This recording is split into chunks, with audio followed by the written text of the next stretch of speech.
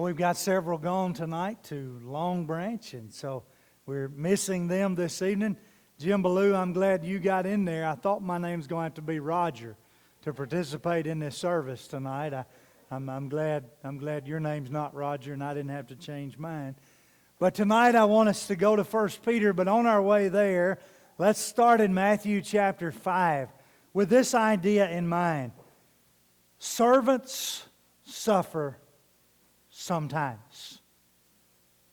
This is not a popular topic, and it's not something that we want to think about often, but yet it is a reality that the servants of Christ are bound to suffer sometimes. And as we get to 1 Peter chapter 4 in just a moment, and the passage that was read, the paragraph that was read to us, we will dive into some details of that, but let's recognize first off that Peter's not the first person to say this, nor is he the only one who would present this concept in the New Testament. Jesus starts very early in Matthew chapter 5 in his earthly ministry, and he has this to say in verse 11. Blessed are you when others revile you and persecute you and utter all kinds of evil against you falsely on my account. Don't overrun or miss the word falsely.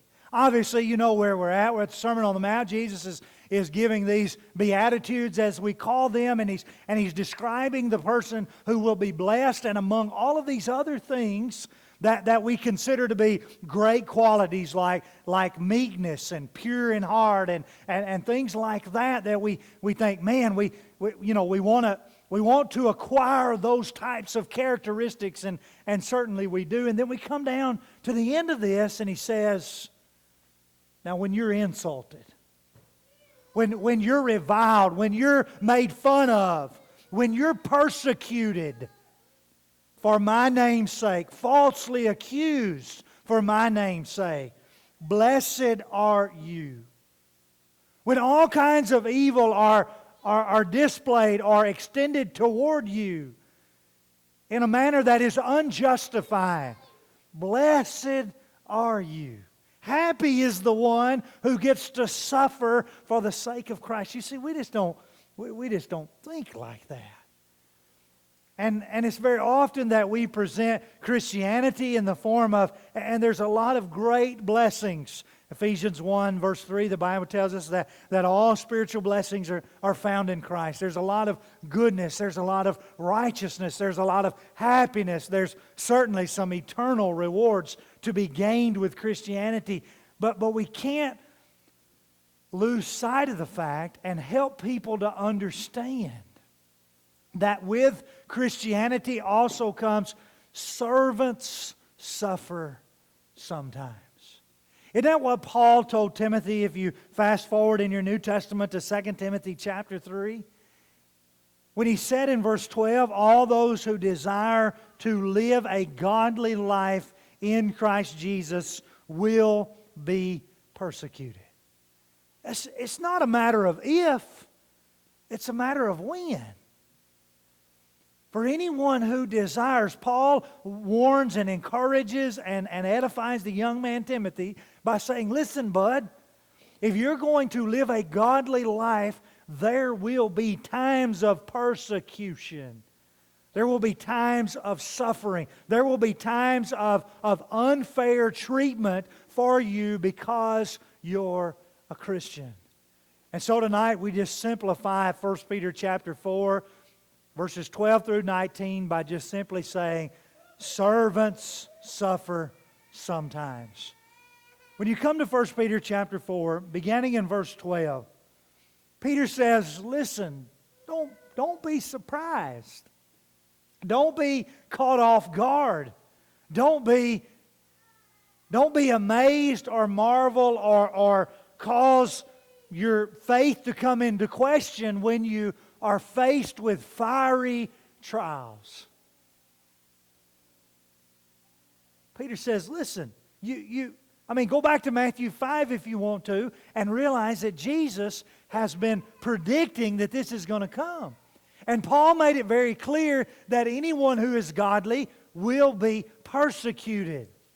And you think about the first century, and you think about those who died for the faith. You think about martyrs of the faith. And certainly there was a bunch of them who died for the sake of Christianity. And so perhaps suffering has even a greater element in the context of the first century than even for you and I in the 21st century. But yet to say that Christianity is a life of everything being good and happy and rosy and all bright sunshine, and that there never is any unfair or imperfect or unfortunate, maybe even some heartache, would be a lie. And so if we're going to be real with ourselves, because far too often,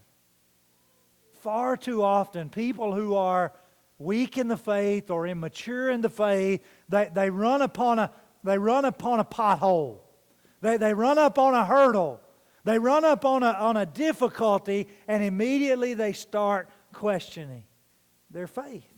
And immediately they start blaming God. And immediately they start moving away if they're not careful from God. Because I thought Christianity was a great thing, and the answer is yes, it is. But you need to recognize that there are some challenges. Don't be surprised when fiery trials come your way to test you as if it was something strange happening. You see, Peter says, listen, you just live right. You just live life right, and these things are going to come. Just get ready. You're not going to have all the answers. You're not going to understand all the questions. You're not going to be able to explain all the details and circumstances. They're just going to happen. And you're going to be left going, what in the world, and why me, and why now, and for what purpose, and for what cause? And Peter says, listen, don't be surprised. Be advised that these things are going to happen, and there's going to be trials, and there's going to be heartaches, and there's going to be disappointments, and they're not going to be strange. But rejoice, verse 13. But rejoice insofar as you share Christ's sufferings. You know, I don't preach like this much. You know, I just don't get up here and say, you know, if you're suffering, you're doing exactly what the Son of God did, and be happy. I don't even like to hear myself say that. Much less try to get you and I to live like that, right? Oh, well, my life's just very difficult right now. My life is just very unfair right now. I am hurting. I am sorrowful. I am troubled. My heart is heavy. I am burdened. And I just want to look at you and go, just be happy. You remember that old largemouth bass that you could push the button in under him, and he'd stick his mouth out and he'd open his mouth and he'd sing that song, don't worry, be happy, right? Well, that's easier said than done sometimes, huh? And yet what Peter is saying and trying to get us to see here is a reality that Christ suffered. And I've said this often, and I repeat it again tonight, God is not asking anything of you and I He hadn't already done. I need all of us, I need to see that. God is not saying, listen, Rodney, I don't want to be a part of that, but I need you to be a part of it. No, everything He has called me to, or everything that He has placed upon me, He is already. And so in the same way, Christ has suffered, and we can rejoice in the fact that we get to share in that. Now again, put your mind in the first century and remind yourself that these people are having to worship in private, and remind yourself that these people are being drug off to prison, they're being beaten, some are being killed for the sake of Christianity. And now read verse 13. But rejoice, be happy, insomuch as you get to share with Christ. Rejoice and be glad. The end of verse 13. when His glory is revealed. Verse 14, if you're insulted, if you're reviled for the name of Christ, you are blessed. Isn't that what Jesus said in Matthew 5, verse 11? Blessed is the one. Peter says it in reverse order, but he says the same thing. If you're insulted, if you're reviled, if you're persecuted for Christianity, for the sake of Christ, blessed are you. Now, thankfully, you and I live in a fairly free country. And so I'm not sure that we even understand to a large degree what, and if you and I were going to talk about persecution, you realize that our persecutions are pretty minimal, right? I mean, let's just be honest with each other. We're not staring death in the face at this point, nor have we ever to this point as an American citizen. We're not having to worship in private and hide in somebody's basement somewhere. We're not having to tote our Bibles around and to get the little version like Jim Ballew's got that could fit easily into your pocket so that you can, so that nobody will see it. We're not having to do those things right now. And so it's really not easy for us to think about having to do those things. But there are Christians who have had and still are in our world today. Don't be blinded by the fact that everybody has this privilege, because they don't. And they certainly didn't right here. And Peter is saying, listen, when you're insulted, when you're reviled, when you're persecuted, when you're spoken evil against falsely for the name of Christ, you are blessed. Why? Because the Spirit of glory and of God rests upon you. Verse 15 then says, listen, all we've been talking about, verse 12, 13, and 14, all we've been talking about is suffering wrongly. And so Peter says, let me just give you verse 15 here real quick. And let me just say that if you suffer as an evildoer, that's not who we're talking about here. He contrasts that. We're talking about one who is living righteously and suffering for it. You see, if you're a murderer and you suffer for murder, then you've asked for the penalty of your wrongdoing. If you do evil, then you expect to be punished for evil. If you're, verse 15, if you're a thief, then you have done wrong, and therefore you have incurred the penalty for that. If you're an evil doer, all of these are just pretty generic and straightforward, right? You know what murder is? You know what thievery is? You know what evil doing is? That's pretty broad, isn't it? Pretty generic. The fourth one I really like. And I don't know what your translation does for it. New American Standard does troublesome meddler. The ESV just says meddler. It's a compound word here. I love it. It's a compound word. And the second part of the compound word is the word we use for overseers. Elders. That's right. The second part of the word is that of an overseer. The first part of the word means foreigner. And you know what happens when you put them together? It means you got a foreigner overseeing you, and they ain't got no business doing it. Right? Mind your own business, huh? You're a foreigner overseeing my business, and you ain't got no point or reason or responsibility in this matter. It's a word that if you look across translations, they all translate it differently because it's just got a unique meaning to it here. And I believe that the word overseer is throwing them off episkopos, which we translate overseer, bishop, elder, commonly one of the words used to describe our leaders in the church. Foreign overseer. Don't be seeing over somebody else's business as a foreigner, as a stranger, when you ain't got no business doing so. So if you're doing these things, then you suffer for them. You've asked for it. You know? You have brought the penalty upon yourselves, and this is not what we're talking about here. So he switches very quickly back in verse 16. Yet if anyone suffers as a Christian, in contrast to a murderer, to a thief, to an evildoer, to a meddler, if anyone suffers as a Christian, I've made this point before. I'm amazed at how much in our world is Christianized. You realize that the word only appears 3 times in the New Testament.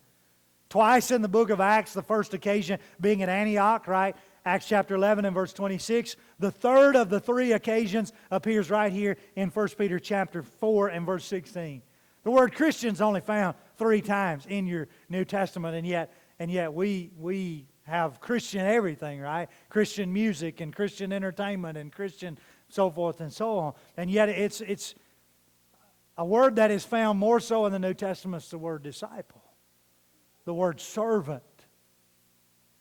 But yet here Peter uses the word Christian. If anyone suffers as a Christian, let him not be put to shame, but let him glorify God in that name. If anyone suffers as a Christian, let not him be shamed, but let him be glorified in the name. Let him glorify God in that name. Suffering. Servants suffer sometimes. How are we to process, how are we to analyze, how are we to look at suffering in our world? And the answer is that we look at it as an opportunity to glorify God as His children. Oh, it's so easy, isn't it? When things are unfair and when life is heavy and we feel like those that are doing wrong are getting ahead and they're getting all the blessings and those of us that are trying to do right are just falling further and further behind. It's easy to start belly aching and griping and moaning. And Peter says, be glad, rejoice, glorify God in the name. Again, Christianity is a call to thinking differently than the human nature, right? Verse 17. We switch then to kind of a future element of this passage, as if verse 12 through 16 have all been in the present idea of time, if you will. Verse 17, for it is time. It is time for judgment to begin. Not it will be time, but we understand that judgment is still in the future, in the sense of judgment day. And so in verse 17 we switch to a looking ahead kind of element here. For it is time for judgment to begin at the household of God. What is the household of God? Well, the only other time that this phrase is used in Scripture is 1 Timothy 3 and verse 15, where Paul writes to Timothy and says, I'm writing these things that you might know how to conduct yourselves in the household of God. And we commonly refer to that as coming together and how to conduct ourselves in the worship, how to conduct ourselves among the family, how to act, how to behave among the family and when we're with God's people and when we're in worship. And so household of God, a reference to the family of God, a reference to the gathering of the family of God. And Peter says if judgment begins there, if it begins with us, what will the outcome of those who do not obey the gospel be? If you think about the idea of judgment beginning with the righteous, and if you think about the passage in Isaiah 59 where the Bible tells us that God has turned His face against sin. So there's an element in which God is ignoring evil. There's an element in which God has turned His face from, has distanced Himself from, and therefore He does not see or view or evil. But there's coming a time when He will bring the unrighteous to the forefront, and He will no longer ignore them, but rather He will punish them, right? That's the idea behind, in my mind, 1 Peter 4 and verse 17. If judgment begins with the righteous, imagine the time Imagine the setting. Imagine the circumstance when those who are found wanting, when those who are found lacking, when those who are not going to measure up on Judgment Day, who have not obeyed God. Imagine the tragedy, and imagine the heartache, and imagine the suffering for those people. Verse 18, if the righteous is scarcely saved, what will become of the ungodly and the sinner? We know the answer to that question, don't we? I'm amazed at the people who come to 1 Peter 4 and verse 18 and they want to act like we can just barely be saved. Well, I got to be honest with you. When it comes to salvation, I'm okay with barely, you understand? Just so long as I am found in the blood of Christ and saved by God. But now don't take it here on me. Don't take it to a point that says, you know what, you're just going to skim by the hair of your teeth, right? You're just gonna barely just barely, because I don't believe that. 1 John 5 and verse 13 tells me that I can know. And Hebrews 5:19 tells me I have an anchor. You see, if I've got an anchor and if I can know, it's not like I'm living through life and going, you know, just let me slide in, you know. Just barely get in. And they read 1 Peter 4 and verse 18 and they go, you're just going to be scarcely saved. Well, saved is saved, all right? But don't come at it from the mentality of, it's just, you know, well, you just hope God's in a good mood on that day, right? That's not the idea at all. We can know, we can be assured of our salvation, and we can have our salvation firmly planted in our souls, thanks to God, obviously. And so he says in verse 19, therefore, at the end, because of all of this, let's get morality in its right place. And let's get life and all of our conduct, everything we are and everything we strive to be. Let's get all of our conduct under the umbrella of Christianity and being a child of God. And let those who suffer, if that's what comes our way, let those who suffer according to the will of God. My friends, tonight, Jesus suffered greatly, didn't He? Was that the will of God? Was it God's will that Jesus would suffer greatly? Absolutely. Was it fair for Jesus to suffer greatly? Was it justice for Jesus to suffer greatly? Was it balanced for Jesus to suffer?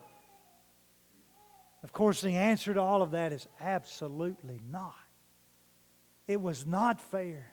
He was not treated fairly.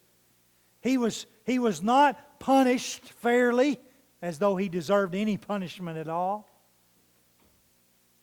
He did not suffer because He was guilty of some things like verse 15 mentions. He suffered because it was the will of God. And thus, you and I may experience the same. Because servants suffer sometimes. But Peter says, entrust your soul to God. Entrust your soul to God. The older I get, the more I learn that the answer to the question sometimes is, I don't know. I don't know. And I realize that we don't like that answer. And for a long time in my life, I felt like I had to have an answer. And saying I don't know wasn't good enough for some reason. And yet the older I get, the more I realize there are some things I don't know. I don't have the answer, and it don't matter how much I search or study or pry or dig or whatever, I ain't going to find the answer because there's just some answers I don't know. And sometimes those relate heavily to suffering. Why am I going through this right now? Why now? Why me? And the only answer I can say is that it's God's will. And it's not a smart aleck answer, and it's not a cop-out. It's the only answer. That's the answer Peter gives me. And so what must we do? We must entrust our souls. We must give our souls to the one who is faithful while doing good. We must give our souls to the Creator who is faithful, who always has been, who always will be faithful. While we continue, suffering is not a caveat for us to go do and live and act how we want to act, but rather we suffer continuing to do good. I leave you with a familiar passage in James chapter 1. Beginning in verse 2, James says, "Count it all joy, my brothers, when you meet trials of various kinds. For you know that the testing of your faith produces steadfastness. And let steadfastness have its full effect, that you may be perfect and complete, lacking in nothing." James chapter 1 and verse 12, the Bible says, "Blessed is the man who remains steadfast under trials, for when he has stood the test, he will receive the crown of life, which God has promised to those who love Him." Blessed is the man. Didn't Jesus already say that in Matthew 5 and verse 11? Blessed is the man who stands under the pressure of trials, knowing that trials are working to produce faith and character, and when it has its full completion, it brings about perfection in us so that we might receive the crown of life. But we would be crazy tonight to suggest that there are not times in our lives when we don't need to come to kneel at the cross. There's just some times when man, life is tough, isn't it? And there's always the avenue of the cross. Aren't you glad? That regardless of what happens to us, we can always come to the cross and kneel humbly at the cross. Either as one who recognizes our need to be a servant, to be obedient to the will of God, to accept the salvation that God offers through the blood of His Son Jesus, or as one who has decided we could get away from the cross and recognizes tonight, hey, I really need to go back to the cross. I really need to go back to the foot of the cross. Life is hard. Life is unfair. You may have brought it upon yourself, or it may just be because you're remaining loyal and true to God. Sometimes the hardest things in life is to suffer for righteousness' sake. But God has called us. So where do we go in times like that? Could I offer you the cross? For we do not have a high priest who does not understand, who cannot empathize with us, but was in all points, Hebrews 4, tempted as we are, yet without sin. Therefore, we can come boldly to the throne of God to receive grace and to find help in a time of need. We come to the cross because Jesus understands. And so tonight, if you sat there with your life in need of the cross in any way, would you come right now as we stand and sing?